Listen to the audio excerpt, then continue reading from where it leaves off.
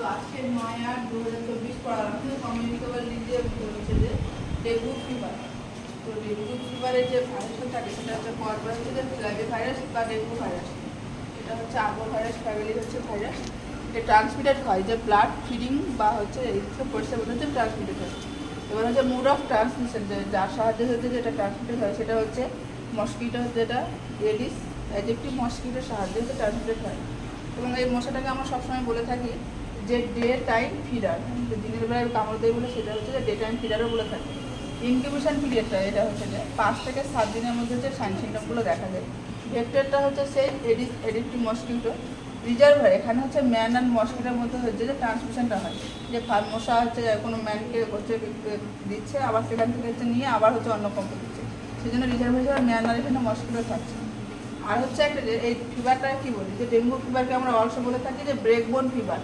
যে ব্রেকবোন হচ্ছে এক কথা যে হাড় ভাঙা ফিভার বলি, কারণ হচ্ছে যে এই ফিভারটা হলে যে একটা হাড় ভাঙলে যেরকম ব্যথা হয় সেরকম ব্যথা হয়।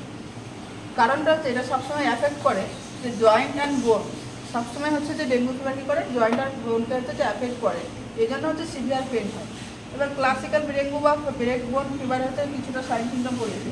ফার্স্ট যেটা হচ্ছে যে মাসাল পেইন হবে, জয়েন্ট পেইন হবে, বোন পেইন হবে, সেই পেন অ্যানোরেক্সিয়া হবে, মানে হচ্ছে খেতে পাবে না, নাউজিয়া ভমিটিং হবে। আর হচ্ছে রেট্রো অরবিটাল পেন, মানে হচ্ছে চোখের পেছনের দিকে হচ্ছে যে ব্যথা করবে, উইকনেস, ফ্যাটিক, এই ধরনের সাইন সিমটমগুলো আসবে। দেন হচ্ছে থ্রোম্বোসাইটোপেনিয়া। থ্রোম্বোসাইটোপেনিয়া মিনস হচ্ছে যে প্লেটলেট যা থাকে আমাদের বডিতে 1.5 লাখ টু 4.5 লাখ পার হচ্ছে এমএমসি, তার থেকে পরিমাণটা কমে যাবে, 1.5 লাখ থেকে কমে যাবে। আর হচ্ছে প্লেটলেট কী করে, আমাদের হচ্ছে কোয়াগুলেট করতে সাহায্য করে, তাহলে প্লেটলেট কমে যাচ্ছে বলে হচ্ছে যে ব্লিডিং হওয়ার সম্ভাবনা বেড়ে যায়। দেন হচ্ছে যে অ্যাবডোমিনাল টেন্ডারনেস হবে, যেটা হচ্ছে ডেঙ্গু হচ্ছে যে হেমারাজিক ফিভারের মধ্যে পড়ছে। যে ডেঙ্গু ফিভার কী করবে, ডেঙ্গু ফিভার প্লাস হচ্ছে হেমারাজিক ম্যানিফেস্টেশন দেখা যায়। এখানে হচ্ছে পেশেন্টের ক্ষেত্রে হাই গ্রেড ফিভার থাকবে, প্লাস হচ্ছে সিভিয়ার হেডেক হবে। দেন হচ্ছে small pin point red dot over the skin, যে স্কিনের র্যাশটা বেরোবে সেটা হচ্ছে দেখতে হবে যে পিন দিয়ে কোনো আঘাত করলে ছোটো ছোটো যে ডট ডট লাল রেড থাকে সেরকম হচ্ছে আসবে। ব্লিডিং আসবে, ব্লিডিং হচ্ছে দেখা যাবে। সব থেকে বেশি ফার্স্ট যেটা দেখা যায় সেটা হচ্ছে নাক দিয়ে হচ্ছে যে ব্লাড পড়া, যেটা বলি এবিস্ট্যাসিস, আর জিআই ব্লিডিং হবে। এক্সটার্নাল ব্লিডিং অলসো সিন, মানে বাইরে হচ্ছে যে ব্লিডিং দেখা যায়। অ্যাকাইমোসিস আর প্রেজেন্ট। অ্যাকাইমোসিস মিনস হচ্ছে যে bluish of discussion of the skin, স্কিনটা আছে সেটা হচ্ছে যে নীল হয়ে যাবে।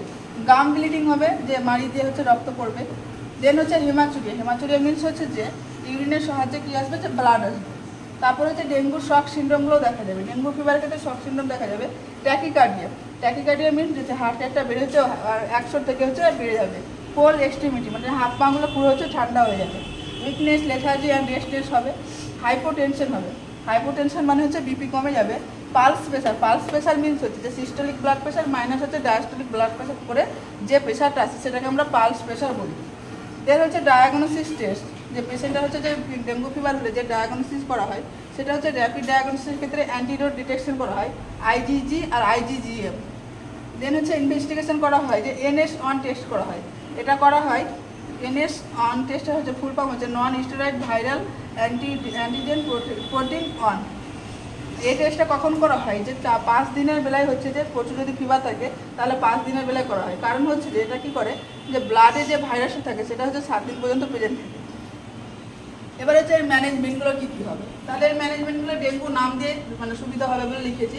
তো ফার্স্ট হচ্ছে ডেলি মনিটরিং, পেশেন্টের সাইন সিমটমগুলো ডেলি মনিটরিং করতে হবে, যে সাইন সিমটমগুলো পড়ালাম সেগুলো।